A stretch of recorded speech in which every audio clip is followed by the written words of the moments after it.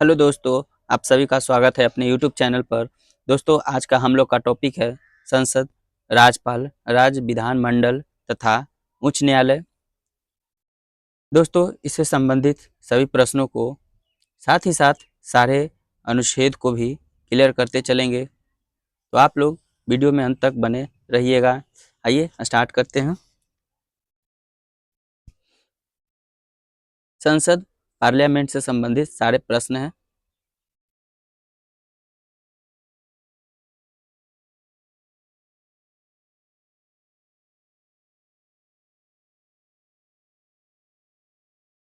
First question है, संविधान के किस अनुच्छेद के अंतर्गत धन विधेयक को परिभाषित किया गया है?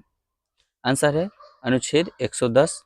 लोकसभा अध्यक्ष अपना त्याग पत्र किसे सौंपता है? लोकसभा उपाध्यक्ष को, यानी लोकसभा के अध्यक्ष हैं जो अपना त्याग पत्र लोकसभा के उपाध्यक्ष को देंगे।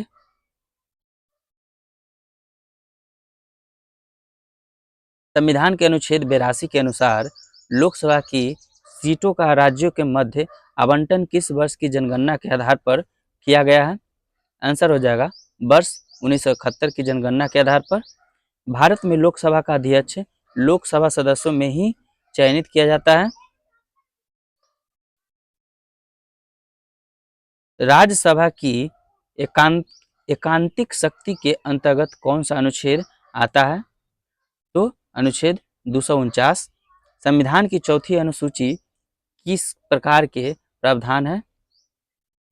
राज्यसभा में स्थानों के आवंटन से संबंधित इसमें प्रावधान है चौथी अनुसूची में। लोकसभा में सदस्यों की अधिकतम संख्या कितनी हो सकती है? आंसर है 552। भारतीय संविधान के अंतर्गत संसद के सदस्यों के विशेषाधिकार तथा उन्मुक्तियों को कौन सा एक प्रावधान निर्धारित करता है? आंसर है अनुच्छेद 105। लोकसभा और राज्यसभा की गणपूर्ति यानी कोरम सदन की कुल सदस्य संख्या के 1/10 होती है।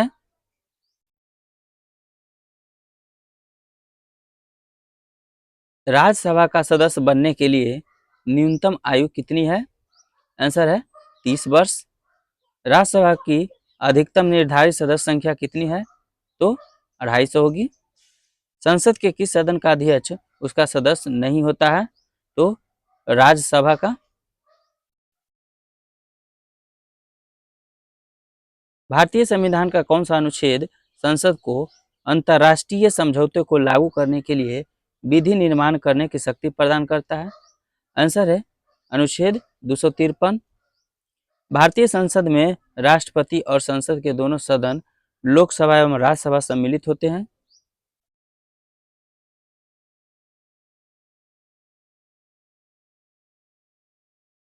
लोकसभा में राज्यभर सीटों की आवंटन सन 1971 की जनगणना पर आधारित है। यह निर्धारण किस वर्ष तक यथावत रहेगा?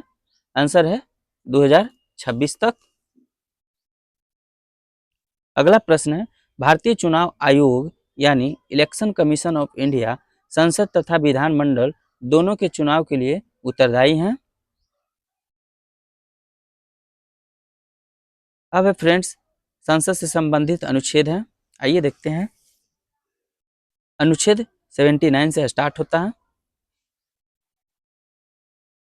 79 में दिया गया है कि संसद का गठन होगा। 80 में है राज्यसभा की संरचना। 81 में है लोकसभा की संरचना। 82 में है प्रत्येक जनगणना के पश्चात पुनः समायोजन। 83 में है संसद के सदनों की अवधि और 84 में है संसद की सदस्यता के लिए अर्हता और 85 में है संसद के सत्र या सत्रावसान एवं विघटन, ये 85 में है। 86 से संबंधित अनुच्छेद है, राष्ट्रपति का सदनों को संबोधित तथा संदेश देने का अधिकार। 87 में है राष्ट्रपति का विशेष संबोधन यानी अभिभाषण। 88 में सदनों के संबंध में मंत्रियों और महान्यायवादी के अधिकार। 89 में है राज्यसभा का सभापति तथा उपसभापति। 90 में है राज्यसभा के उपसभापति के पद की रिक्ति त्याग पत्र तथा पद से हटाया जाना।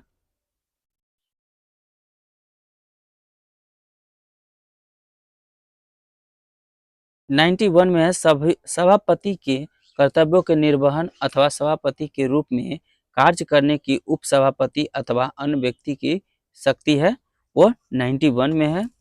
आइए 92 में देखते हैं। जब राज्यसभा के सभापति अथवा उपसभापति को पद से हटाने का संकल्प विचाराधीन हो तब उसका पीठासीन न होना।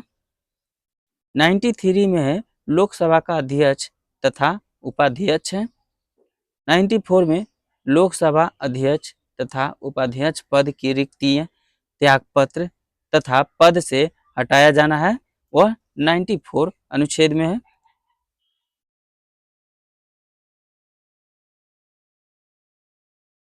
95 में है लोकसभा उपाध्यक्ष अथवा किसी अन्य व्यक्ति का लोकसभा अध्यक्ष के कर्तव्य के निर्वहन की शक्ति है।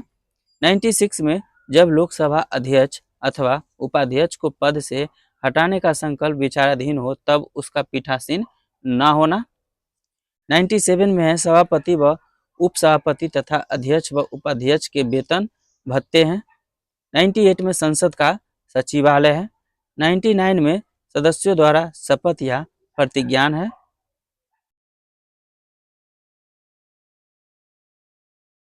100 में है दोनों सदनों में मतदान, रिक्तियों के होते हुए भी सदनों की कार्य करने की शक्ति तथा गणपूर्ति है। 101 नंबर में है स्थानों का रिक्त होना। 102 में है संसद की सदस्यता के लिए निहिताएं और 103 में सदस्यों की अयोग्यता से संबंधित प्रश्नों पर निर्णय है। 104 में अनुच्छेद 99 के अंतर्गत शपथ लेने या प्रतिज्ञान करने से पहले अहर्त न होते हुए अथवा निरहत किए जाने पर भी सदन में बैठने तथा मतदान करने पर दंड है।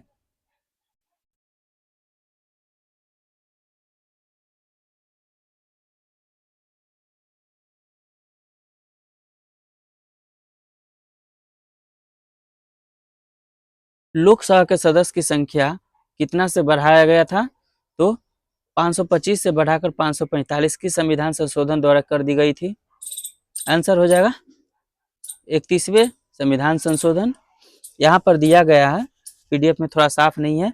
लोकसभा के सदस्यों की संख्या 525 से बढ़ाकर 545 की संविधान संशोधन द्वारा कर दी गई थी, तो 31वें संविधान संशोधन के द्वारा किया गया था। लोकसभा को कार्यकाल पूरा होने के पहले किसके द्वारा भंग किया जा सकता है? आंसर है प्रधानमंत्री की अनुशंसा पर राष्ट्रपति।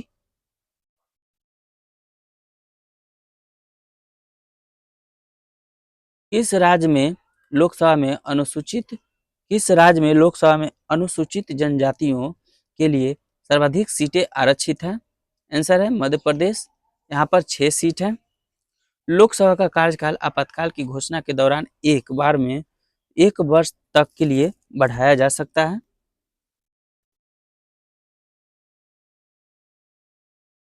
लोकसभा में 2 आंग्ल भारतीय सदन कौन मनोनीत करता है?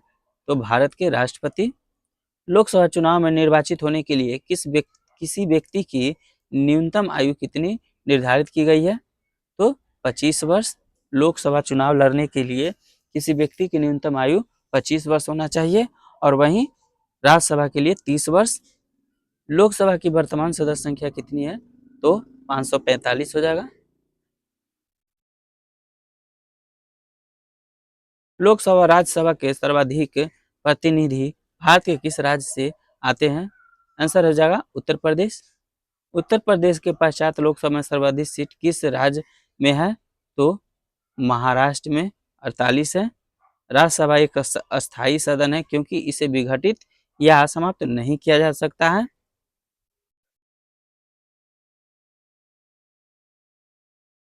क्षेत्रफल की दृष्टि से सबसे बड़ा लोकसभा निर्वाचन क्षेत्र कौन सा है? आंसर है लद्दाख। भारत की संचित निधि पर भारतीय व्यय है भारित व्यय है राष्ट्रपति के वेतन भत्ते एवं उनसे संबंधित अन्य व्यय है।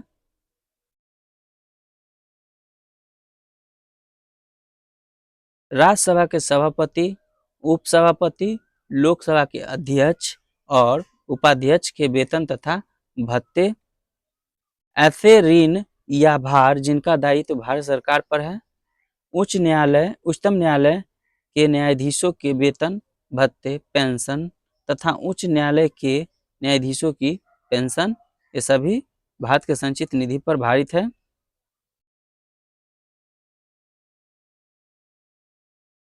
भारत के नियंत्रक एवं महालेखा परीक्षक का वेतन, भत्ते एवं पेंशन ऐसे अन्य व्यय जो संविधान अथवा संसद द्वारा निर्मित किसी विधि द्वारा इस संबंध में भारित घोषित किया जाए।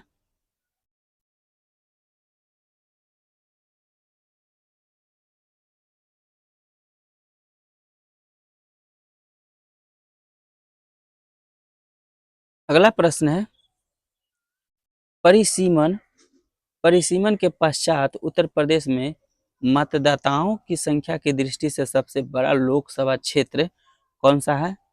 आंसर हो जाएगा उन्नाव। लोकसभा का पहला आम चुनाव किस वर्ष हुआ था? आंसर है 25 अक्टूबर 1951 से 21 फरवरी 1952 के मध्य हुआ था।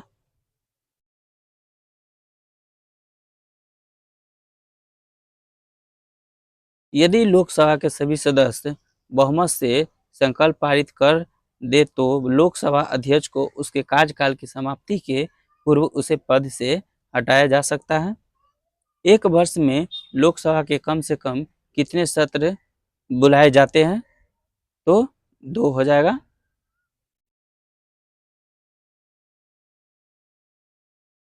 लोकसभा में बिहार यानी बिहार में 40 सीट है। लोकसभा में बिहार को आवंटित सीटें किन दो राज्यों को आवंटित सीटों के योग के बराबर है? तो छत्तीसगढ़ और मध्य प्रदेश, ये दोनों को मिलाएंगे तो 40 हो जाएगा। राज्यसभा के सदस्य का कार्यकाल कितने वर्ष का होता है? आंसर हो जाएगा 6 वर्ष का।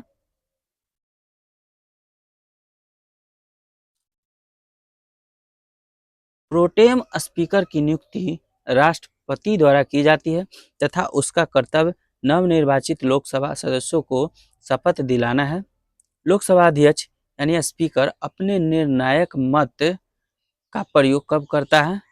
आंसर है किसी विधेयक या प्रस्ताव के पक्ष एवं विपक्ष में बराबर मत होने की स्थिति में।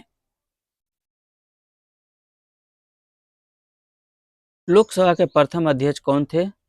आंसर हो जाएगा जीबी महाबलंकर। लोक लेखा समिति नियंत्रक एवं महालेखा परीक्षक की रिपोर्ट की जांच करती है तथा उस पर अंतिम रिपोर्ट तैयार करके संसद के पटल पर रखती है। प्राक्कलन समिति का कार्यकाल कितना होता है? आंसर है 1 वर्ष। राज्यसभा के सदस्य किसके द्वारा चुने जाते हैं? तो राज्यों के विधानसभाओं के द्वारा चुना जाता है। विशेषाधिकार समिति में दोनों सदनों से कुल कितने सदस्य होते हैं? आंसर है 25। लोकसभा से 15 तथा राज्यसभा से 10।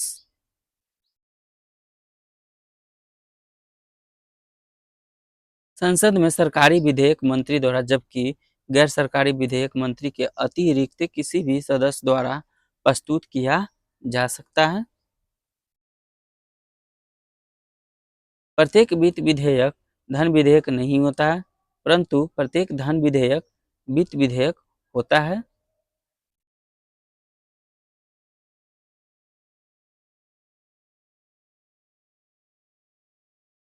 अगला प्रश्न है, राष्ट्रपति द्वारा राज्यसभा में कितने व्यक्ति मनोनीत किए जाते हैं?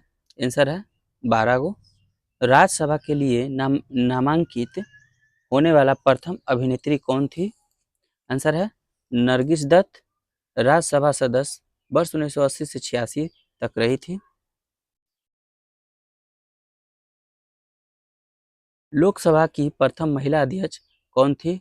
आंसर है मीरा कुमार, जो 4 जून 2009 से 4 जून 2014 तक थी।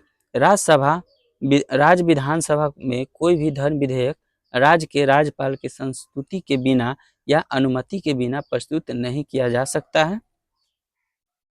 यहाँ पर बताया जा रहा है कि राज्य विधानसभा में कोई भी धन विधेयक राज्य के राज्यपाल की संस्तुति के बिना या अनुमति के बिना प्रस्तुत नहीं किया जा सकता है, यानी राज्यपाल से परमिशन लेना अनिवार्य है।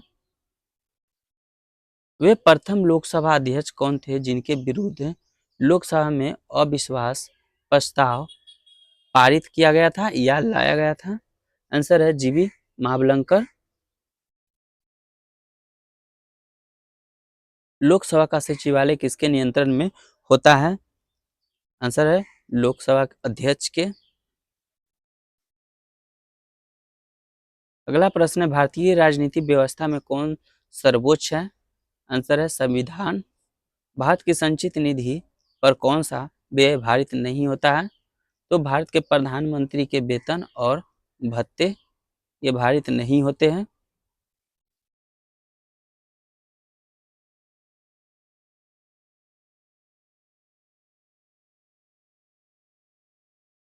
धन विधेयक संसद के किस सदन में पुनः स्थापित किया जाता है? तो केवल लोकसभा में। धन विधेयक राज्य विधानमंडल के किस सदन में प्रस्तुत किया जा सकता है? केवल विधानसभा में।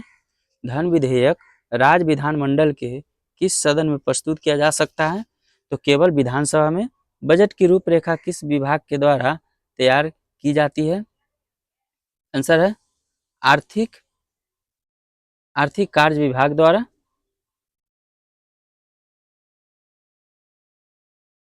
करों और सरकारी कामकाज के निर्वाह में हुई अन्य प्राप्तियों से संघीय सरकार को प्राप्त होने वाला राजस्व किस निधि में जमा होता है? आंसर भारत की संचित निधि में। आर्थिक सर्वेक्षण प्रति वर्ष संसद में कब प्रस्तुत किया जाता है? आंसर है आगामी वर्ष के बजट के प्रस्तुतिकरण से पूर्व।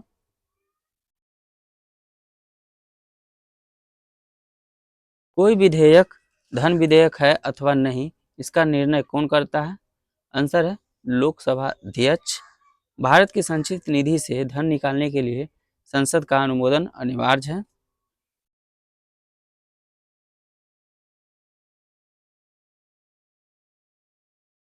लेखानुदान संघ सरकार को किस प्रकार की अनुमति प्रदान करता है? आंसर है निश्चित अवधि के लिए भारतीय संचित निधि से धन निकालने की। अगला है, साधारण विधेयक एवं धन विधेयक में अंतर है या तुलना है?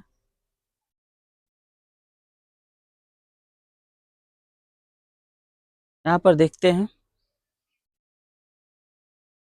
साधारण विधेयक यानी ऑर्डिनरी बिल, इसे लोकसभा या राज्यसभा में कहीं भी प्रस्तावित किया जा सकता है।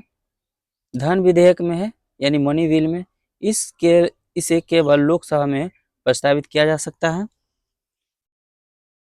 अगला है, इसे मंत्री अथवा गैर सरकारी सदनों द्वारा प्रस्तुत किया जा सकता है।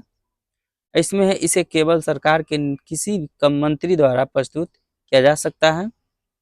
इसे सदन में प्रस्तुत करने से पूर्व राष्ट्रपति की अनुमति आवश्यक नहीं है और इसे सदन में राष्ट्रपति के संस्तुति से ही पूरा स्थापित किया जा सकता है। इसे राज्यसभा द्वारा संशोधित या अस्वीकृत किया जा सकता है।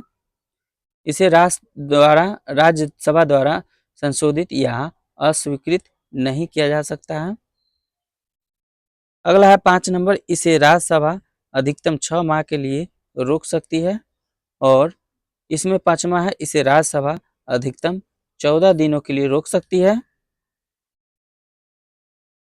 फिर है, इसे राज्यसभा में भेजने के लिए लोकसभा अध्यक्ष के द्वारा प्रमाणित किए जाने की आवश्यकता नहीं है।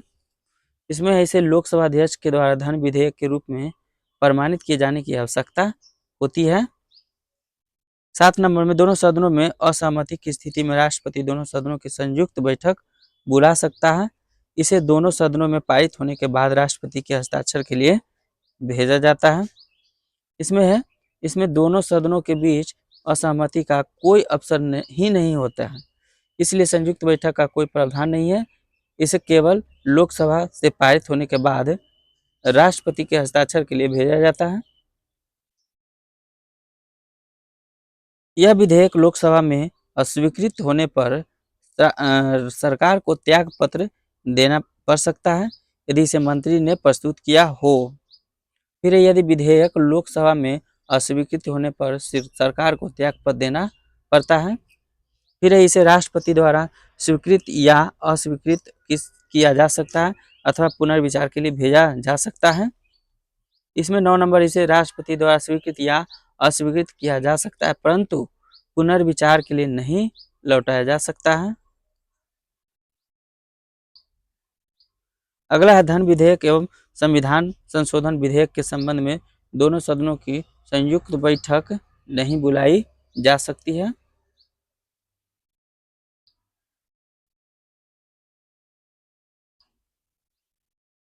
प्राक्कलन समिति संसद के किसी सदन के सदस्य से गठित की जा सकती है तो लोकसभा के सदस्यों द्वारा। कोई भी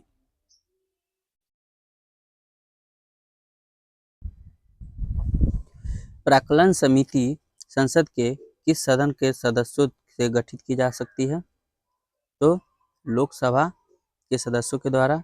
कोई भी कानूनी विधेयक संसद के किस सदन में प्रस्तुत किया जा सकता है तो संसद के किसी भी सदन में।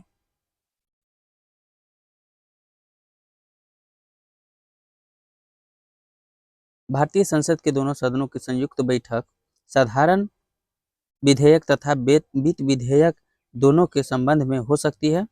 संसद के 2 सत्रों के मध्य अधिकाधिक अंतराल कितना होना चाहिए? आंसर है 6 महीने। आकस्मिक निधि को राष्ट्रपति कैसे व्यय कर सकते हैं? आंसर है बिना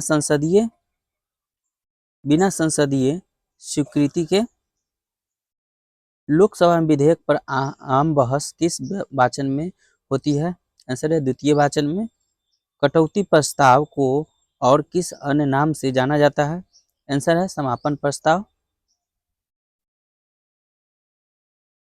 यदि कोई धन विधेयक लोकसभा द्वारा स्वीकृत कर दिया जाए तो राज्यसभा इसे अधिक से अधिक कितनी अवधि तक रोक सकती है? आंसर है 14 दिन तक। यदि वार्षिक संघीय बजट लोकसभा द्वारा पारित न हो तो प्रधानमंत्री अपनी मंत्रिपरिषद सहित त्याग पत्र दे देता है। लोकसभा तथा राज्यसभा के संयुक्त अधिवेशन की अध्यक्षता कौन करता है? आंसर है लोकसभा अध्यक्ष। संसद की किस समिति में राज्यसभा का प्रतिनिधित्व नहीं होता है? आंसर है प्राक्कलन समिति। अंतर्राष्ट्रीय संधियों को भारत के किस भाग अथवा संपूर्ण भारत में लागू करने के लिए संसद कोई भी कानून बना सकती है? आंसर है बिना किसी राज्य की सहमति से। संसद की लोक लेखा समिति का प्रमुख कार्य शासन के वित्तीय लेखा एवं विनिमय तथा नियंत्रक महालेखा परीक्षक की रिपोर्ट का परीक्षण करना है।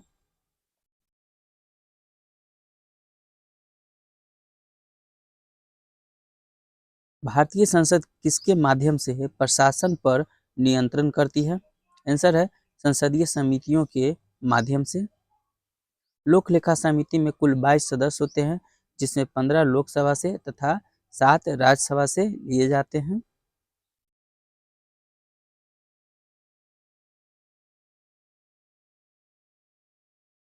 अगला प्रश्न है, वर्तमान में राज्यसभा में 215 सदस्य हैं जिनमें 229 सदस्य राज्यों से एवं 4 सदस्य संघ राज्य क्षेत्रों से चुनकर आते हैं तथा 12 सदस्य राष्ट्रपति द्वारा मनोनीत किए जाते हैं।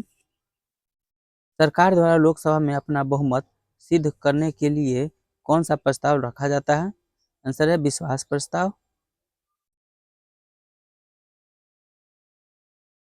भारतीय संसद के दोनों सदनों की प्रथम संयुक्त बैठक किस विधेयक पर हुई थी? आंसर है दहेज उन्मूलन विधेयक पर, यानी 1961 में। लोक लेखा समिति अपनी रिपोर्ट किसे प्रस्तुत करती है? आंसर है लोकसभा अध्यक्ष को। संसद में लोक लेखा समिति के अध्यक्ष की नियुक्ति किसके द्वारा की जाती है?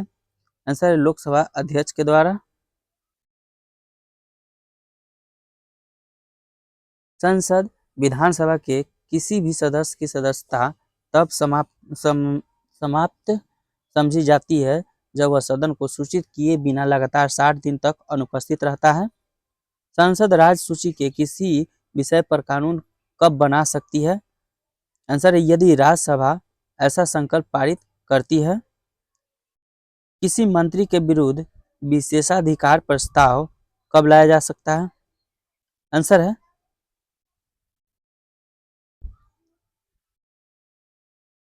जब वह मंत्री किसी मामले के तथ्यों को रोकता है, तथ्यों का गलत वर्णन करता है या देता है।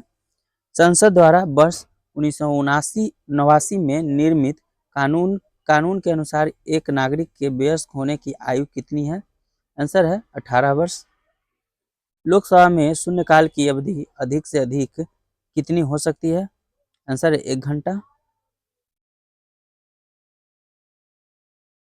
संसद में स्थगन प्रस्ताव लाने का उद्देश्य सार्वजनिक महत्व के अति आवश्यक मुद्दों पर बहस करना है। भारतीय संसद की संप्रभुता किसके द्वारा प्रतिबंधित है?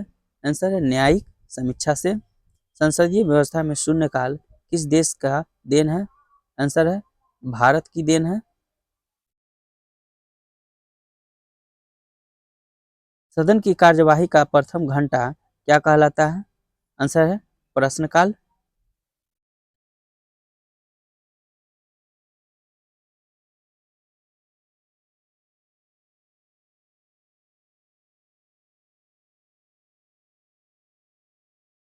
दोस्तों ये थे संसद से संबंधित सारे अनुच्छेद और सारे महत्वपूर्ण प्रश्न।